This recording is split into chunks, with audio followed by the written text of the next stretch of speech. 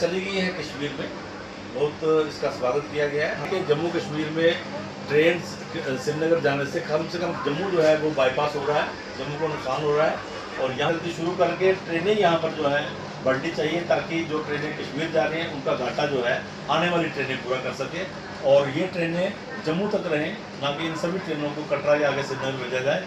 ये ट्रेन का जो अभी इधर 7-8 प्लेट यहाँ आए ताकि जम्मू का जो व्यापार मंडल है, जम्मू का जो टूरिज्म है, जम्मू का जो ट्रांसपोर्ट है वो बच सके। नमस्कार, सबसे पहले आपका बहुत बहुत धन्यवाद है कि आप टाइम टू टाइम हमारी ग्रीवेंसेस जो हैं वो आके सुनते हो और सरकार तक पहुंचाते हो। मैं ये कहूँगा कि ट्रेन की कनेक्टिविटी कश्मीर से जुड़ना कोई हमें चुभ नहीं रहा, ये अच्छी बात है, कनेक्टिविटी होनी चाहिए थी क्योंकि भारत सरकार का और स्टेट गवर्नमेंट का भी एक ही जो है मकसद है कि कश्मीर को कैसे पूरे भारत के साथ जोड़ा जाए, तो जोड़ दिया गया।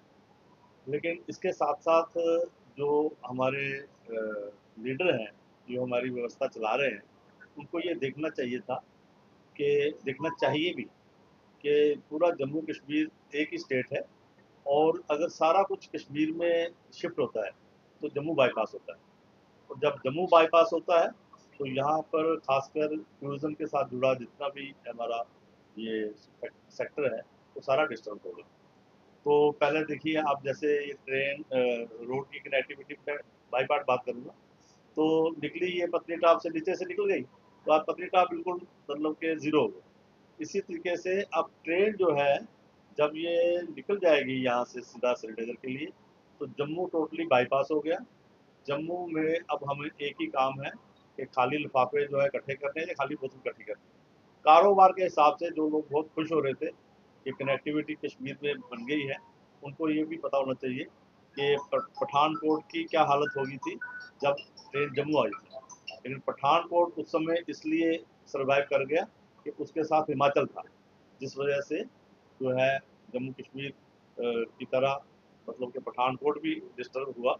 और मैं समझता हूँ कि अभी सरकार को ट्रेन्स बढ़ानी चाहिए। प्लेटफार्म यहाँ पर खुले हैं, एक प्लेटफार्म उन्होंने चला दिया है। अगर यहाँ प्लेटफार्म बने हैं तो यहाँ पर ट्रेनें कम से कम 25-30 बढ़नी चाहिए ताकि जो हमें घाटा पड़ेगा ट्रेन से जाने से उसकी पूर्ति हो सके। और मैं समझता हूँ कि इसको जल्दी से जल्दी शुरू करना चाहिए, जितनी भी ट्रेन ज़्यादा से ज़्यादा जम्मू के साथ कनेक्टिविटी इनकी जुड़े ट्रेनों की, क्योंकि प्लेटफार्म अब बढ़ गए हैं। पहले तो ये था कि 3 ही प्लेटफार्म है, अब तो 7-8 प्लेटफार्म हो गए। तो इन प्लेटफार्म्स को यूज़ करने के लिए ट्रेनें लगनी चाहिए ताकि जिन लोगों को असुविधा होती है जम्मू आने के लिए, टिकट नहीं मिलती है, उनको टिकट मिले और वो लोग जम्मू आके अब जो ट्रेनें आएँ, क्योंकि प्लेटफार्म यहाँ पर 7-8 है, अब सरकार मतलब मेहरबानी करके अब ये ट्रेनें जो है जम्मू तक रखें और ये ट्रेनें अब कटरा ना जाएँ, जितनी गई हैं ठीक है, चली गई हैं, बहुत सी ट्रेनें चली गई हैं, मोस्टली चली गई हैं मेन ट्रेनें। और अब जो ट्रेनें आए और वो जम्मू तक रुके और प्लेटफार्म जो है वो सभी शुरू किए जाएँ। और देखिए हमारे लिए कितनी बड़ी ये एक खासकर टैक्सी के लिए या ट्रांसपोर्ट जो हमारा रेलवे स्टेशन से चलता है, कितनी बड़ी उसके लिए प्रॉब्लम है कि 1600 रुपया हम जो है यहाँ का पार्किंग का दे रहे हैं और जब वहाँ पर अभी स्टार्ट नहीं हुआ है, लेकिन अगर हमको जाना है, हमको एक दिन भी जाना है, हमारे 2000 रुपया पर मंथ है वहाँ पर गाड़ी टैक्सी। तो हमने सरकार ने अपनी जो है इनकम के सोर्सेस तो बना दिए, लेकिन जिन लोगों के ज़रिए पैसा लेना है उन लोगों का कारोबार बिल्कुल ज़ीरो हो गया है। उन लोगों के कारोबार के लिए सोचना चाहिए। ट्रेनें ज़्यादा से ज़्यादा यहाँ पर बढ़े ताकि व्यापार भी बढ़े और हम लोगों को भी बढ़े।